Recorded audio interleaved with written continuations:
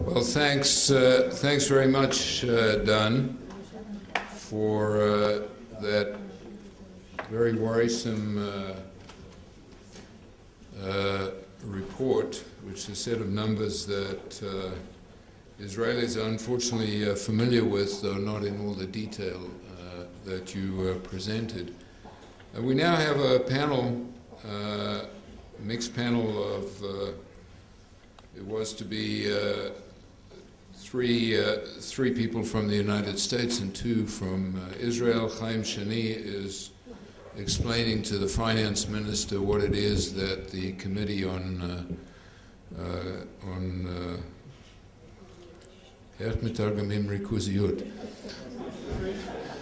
well, I know that word, but it's not the right English word. Anyway, on the concentration of business activities, namely monopolies and wealth concentration of control in the economy, he's presenting the results to the Prime Minister at this time, so he couldn't show up to talk about education. That report will be published tomorrow morning, and it's a very good report, which will, excuse me, which I hope the government will implement. The speakers, Amnon Rubinstein had to leave for a minute, but he'll be right back. I go in the order that I've been told, and we start with Adam Gamoran. Is that Gamoran? Gamoran, who is the John D. MacArthur Professor of Sociology and Educational Policy Studies and Director of the Wisconsin Center for Education Research at the University of Wisconsin-Madison. His research focuses on inequality in education and school reform, and he has an impressive collection of publications, which you probably heard about some of the focuses of his work this morning. And his studies include large-scale randomized trials to test the impact of education reforms, including the impact of teaching quality, or at least teaching the development of teachers on teaching of science and of learning in elementary schools in Los Angeles. So many of the issues with which we have to deal, namely with what is it that people actually learn in school, and what is the relationship between the quality of teachers and well, what the teachers have, and educational attainment, is entirely relevant to the presentation that Dan gave us. So, Professor Gamoran, you can take it from there. Is that okay? Thank you. You know, I've had plenty of chance to talk already, but I do want to give some reactions to your comments, Stanley, and to Donnie's. Donnie had a slide up there a minute ago that showed the amount of time that teachers have for instruction in Israeli schools and the amount of time that teachers are expected to be in school, the length of time of the teacher's workday, and both were dramatically lower than the OECD average, and that may be the whole story. That may be the most fundamental slide. I spent a semester here as a visiting professor at Tel Aviv University. We had our kids in public schools in Jerusalem, and we were astonished to find that the teachers were the last to arrive and the first to leave every day.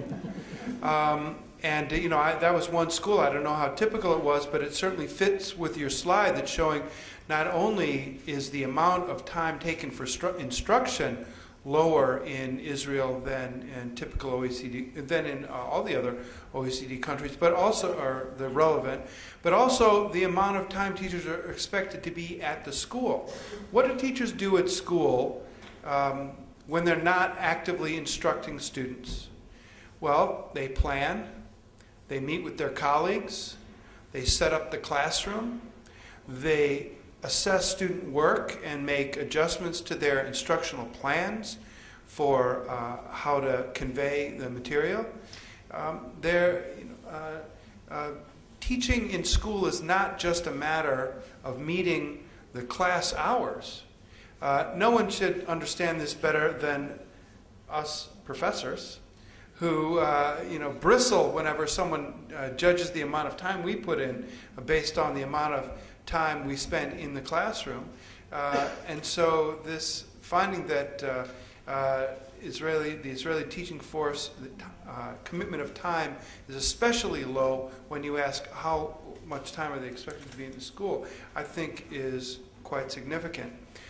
So you've shown us, Donnie, that there are dramatic inequalities in Israeli education. That slide went by very quickly. Not only is Israel one of the lowest in terms of achievement performance, but it's the greatest in terms of inequality.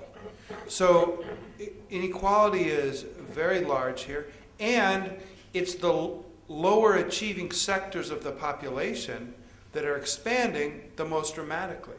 So it doesn't take a PhD in economics to figure out what that means for the future of academic performance in Israel. It suggests that performance will continue to go down, not because any one of these groups is going to do any worse than it did in the past, but rather because the lowest performing groups are expanding in size and the highest performing groups are diminishing in size. And so there will continue to be challenges in these academic results. In my talk earlier, I had a chance to present some specific strategies for improvement based on the degree of available evidence. I argued at the beginning, and perhaps I didn't reinforce enough at the end, that whatever you took from my talk, you can't just translate it to Israel. You have to implement with accompanied by research, so you can find out if these findings that hold elsewhere pertain to Israel as well. I think my sense is that the infrastructure for research on Israeli education that looks, that's designed with, that adopts designs that allow for inferences of cause and effect is very limited compared to what we have been growing recently in the United States. And so I think there's a need for investments not only in the education system, but in the research surrounding that education system, so you can find out which of these investments are paying off. There's no, as Rick has famously written, throwing money at schools is not an effective strategy for improvement. It will take new investments, but it will take investments accompanied by research so that one can understand whether those investments are likely to pay off.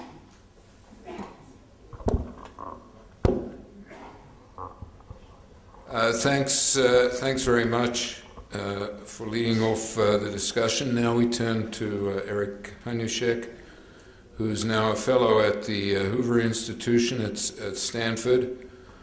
He's worked on education practically all his life, and he's a leader in that field. His comments this morning, today, were obviously relevant to our current problems, and Rick will welcome what you want to add to what you said this morning and repeat for those of us who weren't there. Thanks.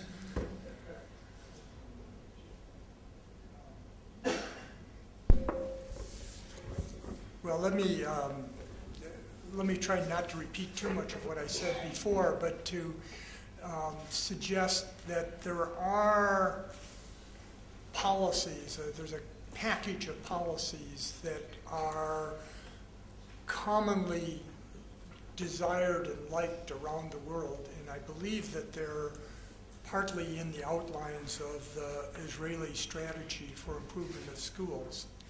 And let me list what generally goes into that set of policies. First, we need to have class size reduction, because how can you control and teach and deal with the individual needs of all the students? Second, we want to lengthen the school day and lengthen the school year because we just have to have more time to provide what we need to do in the classroom. Third, we have to recognize that teachers are underpaid and increase the salaries of the teachers. And fourth, a policy that is not as, those first three are almost universal of the policies that are recommended by the people in the schools in every country of the world. The fourth one that is not quite as universal is that, well, if we want to improve the quality of teachers, we have to tighten up on the requirements for who can get into teaching because we're too easy and too lax on allowing different people into the classroom. That set of policies is what I would call doing the same with more intensity and hoping for better results. And I think that there's very little evidence that that package, any place, has ever led to improvements on the PISA scores, period. There are variants of that package that have been tried in a myriad of countries. I can list some, Adam and Bob can list others. And they're just going basically in the opposite direction of what I think you have to do. I think you have to probably loosen up on who gets into teaching to cast a wider net and then be more serious about the evaluation of who continues in teaching, who stays in teaching. I think you have to pay effective teachers more to keep them in teaching and make sure that they work hard. But you can't pay effective teachers more if you have to simultaneously pay ineffective teachers more, because you'll end up with the same quality of teaching force at the end.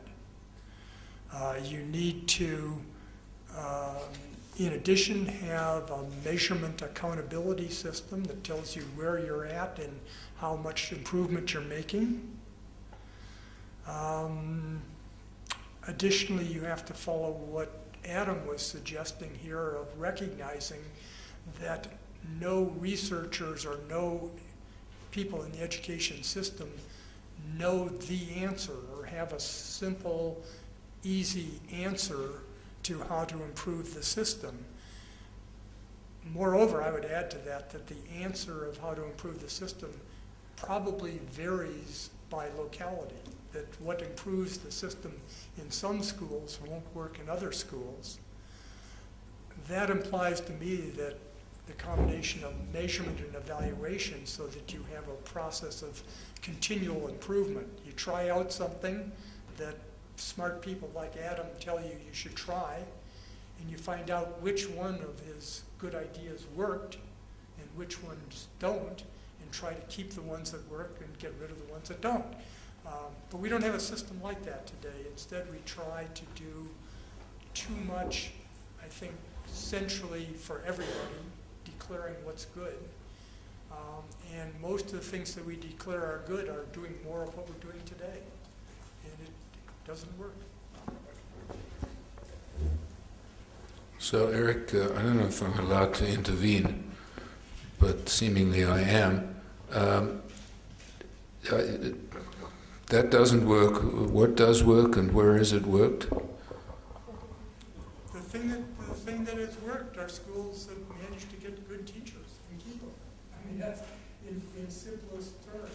And then there's a little bit around the edges. People argue about different curriculums and different modes, different instructional systems for 5th grade math and so forth, but they're really around the edges. It's of finding ways to make sure that you have good teachers in the classrooms and that they're employed in effective manners. What Danny showed up there of having lower pupil-teacher ratios in Israel than the OECD and much larger classes in Israel than the OECD suggests that there are incentives to do other kinds of things other than instruction. that are going on, and they're not being very effective. That's the kind of situation that I believe you have to have an accountability system that rates people on the effectiveness of their schools, the administrators on the effectiveness of their schools, so that they aren't putting people into jobs that have nothing to do with instruction. That's the kind of thing I have in mind. Mm-hmm. Thanks. It's certainly striking when you speak to people, to older Israelis, that they all tell you how good their teachers were and how that isn't what used to be. Well, maybe you're among the younger Israelis, but I've found that repeatedly. It's certainly true in my case. In another country, that there are certain teachers who make a difference. Anyway, that's not science. Next speaker is Professor Robert Topel, who's at the School of Business at the University of Chicago, also director of the George Stigler Center for the Study of the Economy and the State, and director of the University of Chicago's Energy Policy Institute. And among all that, he also does a lot of research. I'm not sure where he finds the time. And he's written a very important series of articles. He also served as editor of the Journal of Political Economy at the University of Chicago, which is one, as this says, it is one of the leading journals in economics, and he's won a series of prizes. Bob, please. Thank you, Stanley. Unlike Adam and Rick, I'm sort of not down in the trenches of education research, looking at what doesn't. Sorry, is it plugged in? There we go. Yeah, there we go. So I want to give some comments as an economist, more like 30,000 feet, if you will, about education as an element of human capital more generally. I was speaking this afternoon in one of the breaks to someone. You're going to have to forgive me because I can't remember everybody's name, but everybody in the audience will know who I'm talking about, because he was a major general and the head of Technion. And he said that when he went to school, whole bunches of his colleagues, and he studied mechanical engineering or electrical engineering. I can't remember which one it was. And later on, whereas that wasn't important, an element of the Israeli economy when they were studying it, eventually business moved in the direction of. There's something wrong up there. Okay. Why don't you see if you...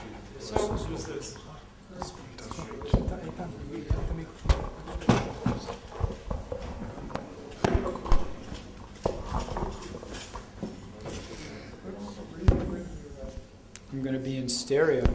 I think I can. This one seems like it's working. You're speaking stereo. Yeah. This is better? Okay. I'll try to hold it like Frank Sinatra would.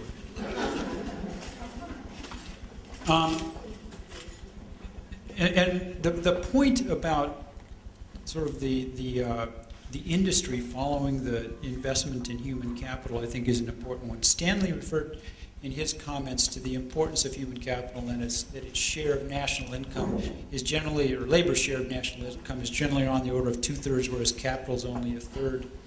And the point he was making is just that human capital is really important. It actually runs a little bit deeper than that, I think, because if you invest, one of the puzzles of economic growth that was resolved by one of Stanley's former colleagues at MIT was that if you invest a lot in capital, the mystery of economic growth was that there didn't seem to be an eventual setting in of diminishing returns. And that was resolved by the fact that along with the accumulation of capital, we were all getting better at what we do. We were getting the skills that went along with that capital, and so there was basically constant returns to scale because we could accumulate human capital along with capital.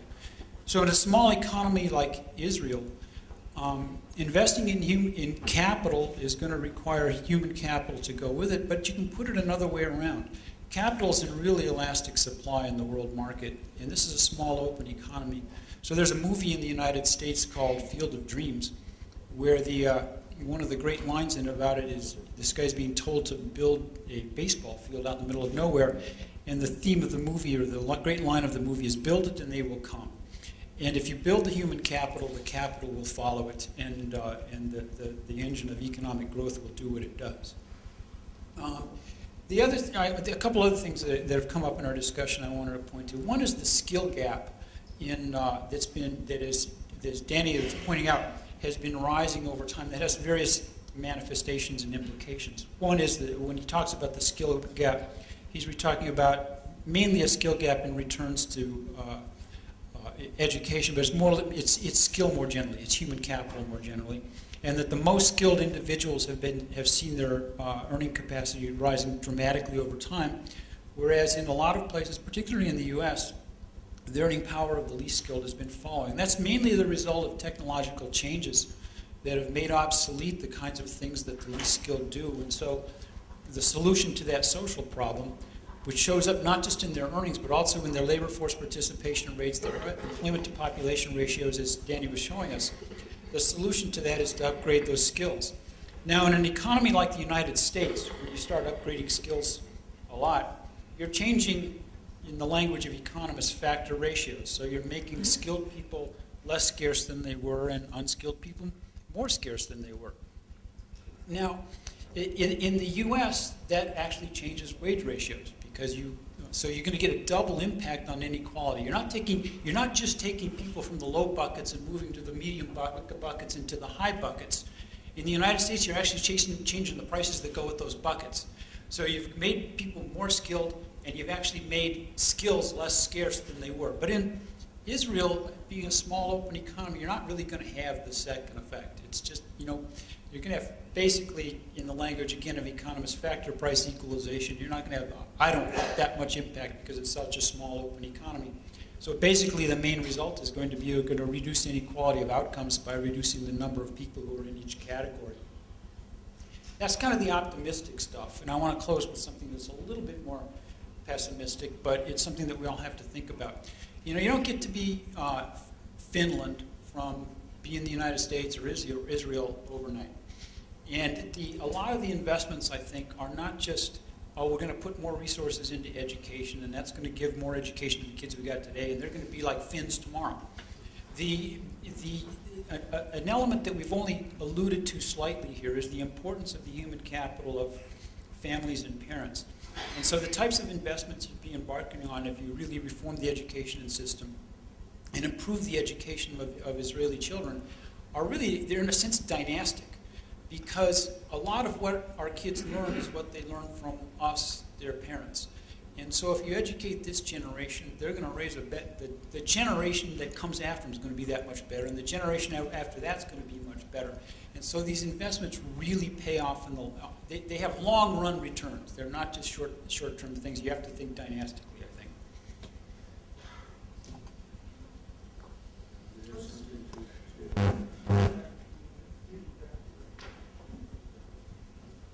Thanks. The last speaker on the panel, and then we'll turn to the audience for questions and comments, is Amnon Rubinstein, who is probably known to all of you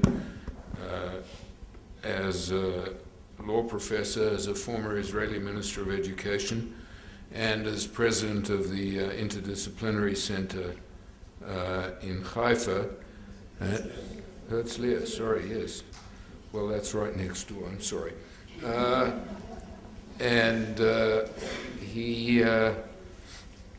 His field is constitutional law. He was in the Knesset for 25 years, where he was not only Minister of Education, also Minister of Communications. And in 2006, he won the Israel Prize for Law. And he's made contributions in the Parliament, in the Knesset, to legislating Israel's basic laws, and particularly in the field of human rights. So, Amnon, please. Thank you.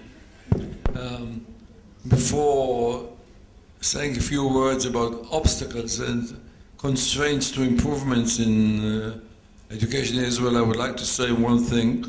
Thank you, our guest from the United States, for a series of very illuminating lectures and evidence-based research. And I'm saying this with a slight sense of envy, because in Israel, first of all, we are not that advanced in evidence-based research, and secondly, evidence-based research that there is doesn't influence policy of the government or the Ministry of Education as it does in other countries. We have that problem too. Yeah, well, we share problems, but we get more than our share. Well, I would like to say a few words about improvements to education. First of all, not everything is pessimistic and dark. Things have happened in Israel in the last 10 to 15 years. The number of students in academic institutions has trebled. The rate of high school graduates who get matriculation bagrut has almost doubled, And that was done within a short period of time and without undue increases in the budget of the schools. Nevertheless, we suffer from 3 or 4 major obstacles which you and OECD members do not share with us. The first one is fragmentation. When Professor Fischer described the 4 streams, well, this doesn't exhaust the issue. And we have more than 4 streams. If you take the Arabs alone, you have the Arab state schools, then you have the Christian schools who are doing very well in Israel, and you have the Druze schools, and then you have the Bedouin population, which is entirely different from the rest of the country. And then the religious schools are also divided into it. But fragmentation in Israel means not only different studies and different curricula, it means total segregation. People don't meet each other. If you take the growing Haredi, ultra-Orthodox stream, they don't meet us. They don't meet us in school, they don't meet us in the army, they don't meet us in university. So there's a total segregation between different parts of the population, which the educational system encourages and exacerbates. And if you take Arabs and Jews, this is even a more serious problem of a national conflict. In other words, you've got a fragmented system, and when you talk about the education system, in which diversity is one of the most important components of improvement, you don't have that diversity. The state encourages fragmentation. That is something which no other OECD country has. And when we see the statistics, the sad statistics that Dan showed us, part of it is the result of this fragmentation. Now, not only is it fragmented, but a very important stream, the ultra-Orthodox, ever growing, very soon every third Jewish student will study in an ultra-Orthodox school, is owned and managed by a political party. You don't have that.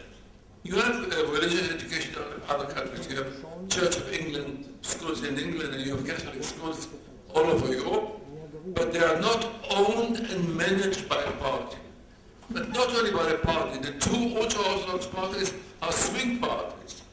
Ever since 1977, with a very short break, you don't have a government which does not depend on them for majority in the Knesset. So that means they can get concessions which the state education system cannot get. And in many ways they are richer than any other stream. So here again, you have a unique system which characterizes Israel unlike any other country. And that looms over the whole educational system and looms over the Ministry of Education and the Minister of Education. He's not a free agent. Very often, you have a Minister of Education, including myself, who comes to the Prime Minister and says, I cannot stand this any longer, this special privileges of the Orthodox schools. He says, don't touch them, because without them we don't have a government, and without them we cannot do anything.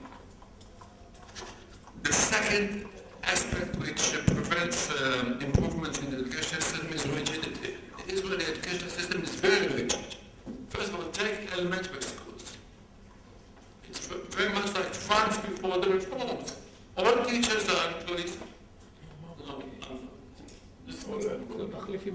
why.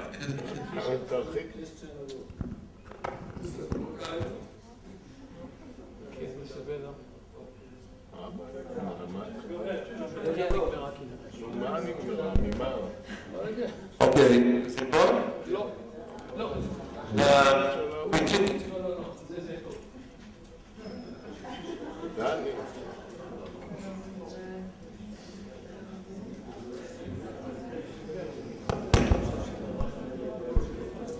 Just to show you that in Israel, not only the education system doesn't work, other things don't work.